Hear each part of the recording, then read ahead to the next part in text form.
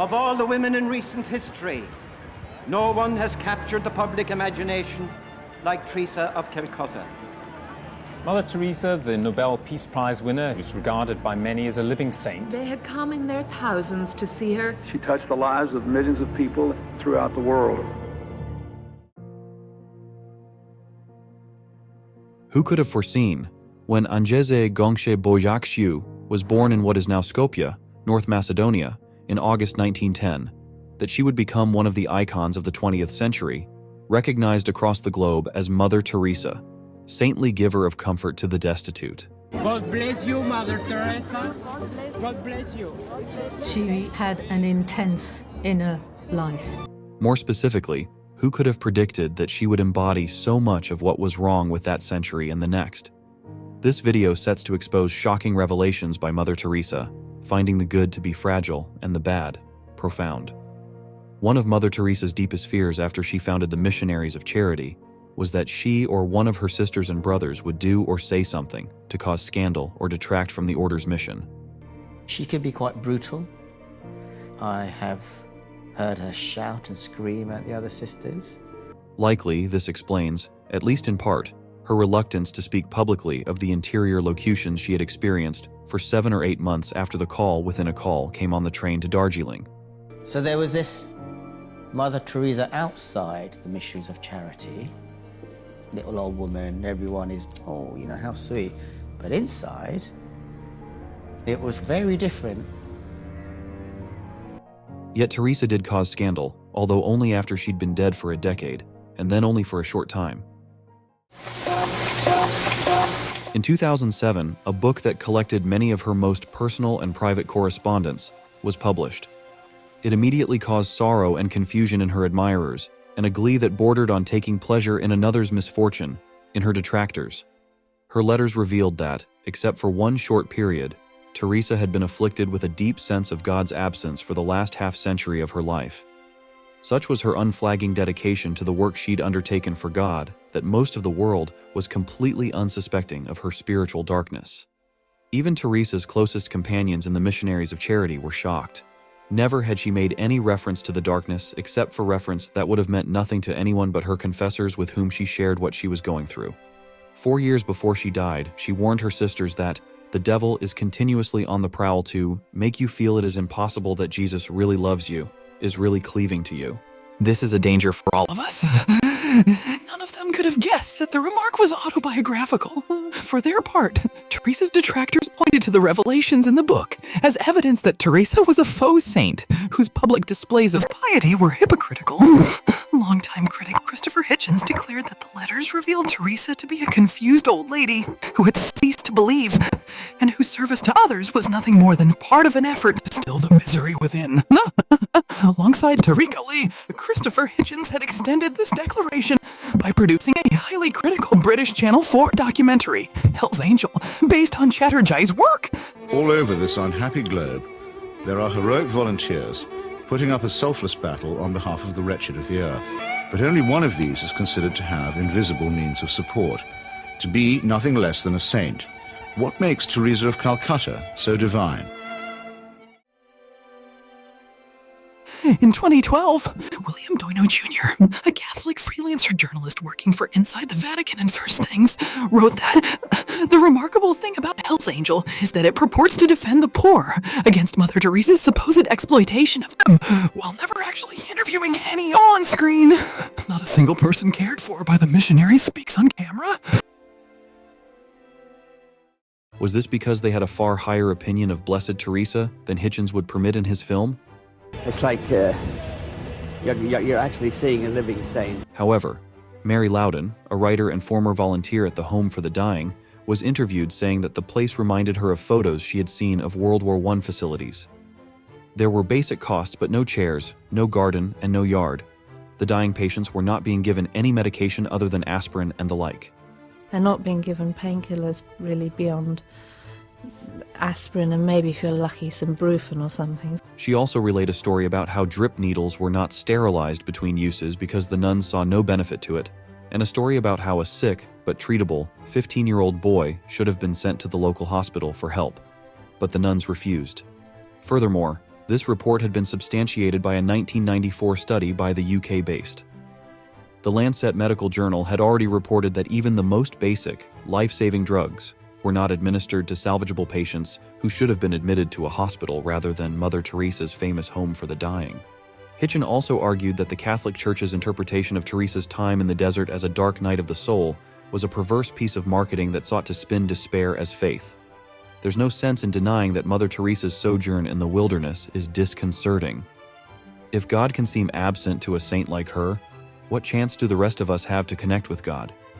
It's also quite probably true, given the nature of her work among the poorest of the poor, that at times Teresa felt psychologically depressed or burnt out. What normal person wouldn't? But to conclude that the darkness was the result of depression, much less loss of faith, is to overlook its spiritual significance. Psychological depression is me-centered. The depressive's gaze is always directed inward. Teresa's, on the other hand, was directed outward, to the God whose absence she so keenly felt.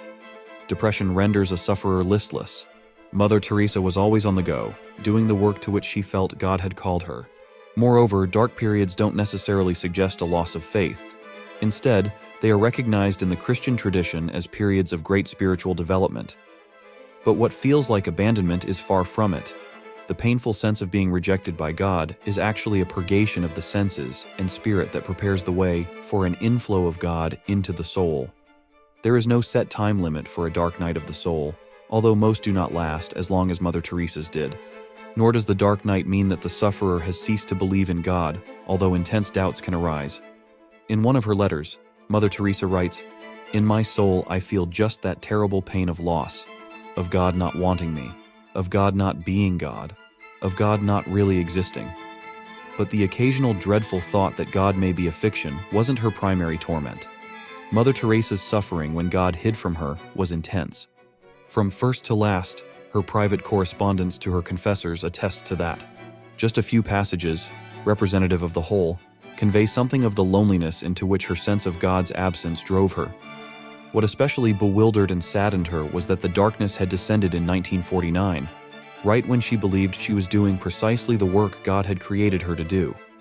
Her loss of the presence of God coincided with the granting of the long-sought permission to find the order that became the Missionaries of Charity.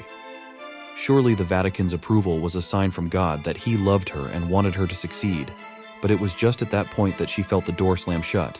God disappeared. There was to be but one time the door opened in her many years of darkness.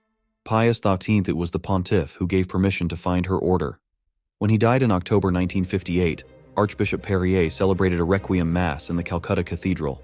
Teresa attended, and on that same day received a respite from her forlornness.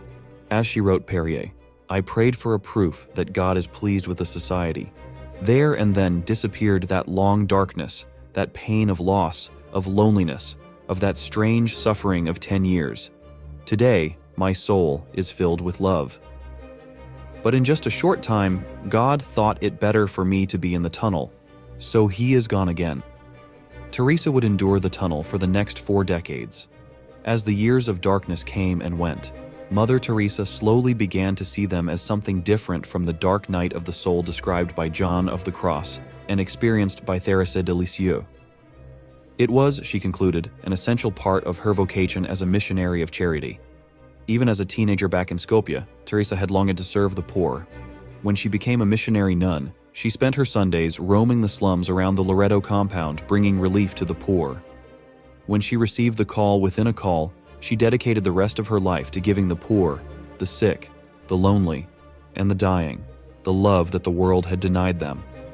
Moreover, she voluntarily took on their poverty as her own. Teresa dedicated her life to this work because she believed that Christ demanded it of her. As she so often said, when she succored the poor and the sick, she ministered to Christ in His distressing disguise, the Christ who thirsted. So it was perhaps inevitable, given that she shared in the suffering of the people she served, that Teresa would eventually discern her own inner poverty as a share in the suffering of Christ Himself. She remembered the oath she'd made back in 1942, never to deny God anything asked of her, and she realized that loyalty to the oath meant embracing God's withdrawal. We must know exactly when we say yes to God, what is in that yes. Yes means I surrender, totally, fully, without any counting the cost. It meant accepting whatever God gave and giving whatever God chose to take away. And for Teresa, it meant accepting the burden of Christ's passion. When she was allowed that insight into the nature of her darkness, she recognized it as an inevitable aspect of the call within a call and would go so far as to say that she actually loved the darkness because it was a very, very small part of Jesus' darkness and pain on earth. Teresa's final years were ones in which poor health and physical suffering became her daily burden. Just a few months before her death, suffering from heart failure and pneumonia, she lay in a hospital bed, unable to speak because of the bronchial tube that had been inserted to help her breathe. She tried to communicate with her caretakers by writing on slips of paper but was too weak to do so. Finally, mustering all her strength, she was able to scrawl, "I want Jesus." Mass was celebrated in her hospital room, and she was able to take a small amount of the consecrated wine. But given her decades of living without a sense of Christ's presence, it's not too much to conclude that she also meant she wanted the darkness of God's withdrawal to end. She'd spent over 50 years reliving Christ's passion. If it was God's will that she suffers, so be it. But she longed for it to end. In the second decade of her sense of abandonment, Teresa wrote something that anticipated her later understanding of her vocation to suffer the Passion of Christ. "If I ever become a saint, I will surely be one of darkness. I will continually be absent from heaven, to light the light of those in darkness on earth."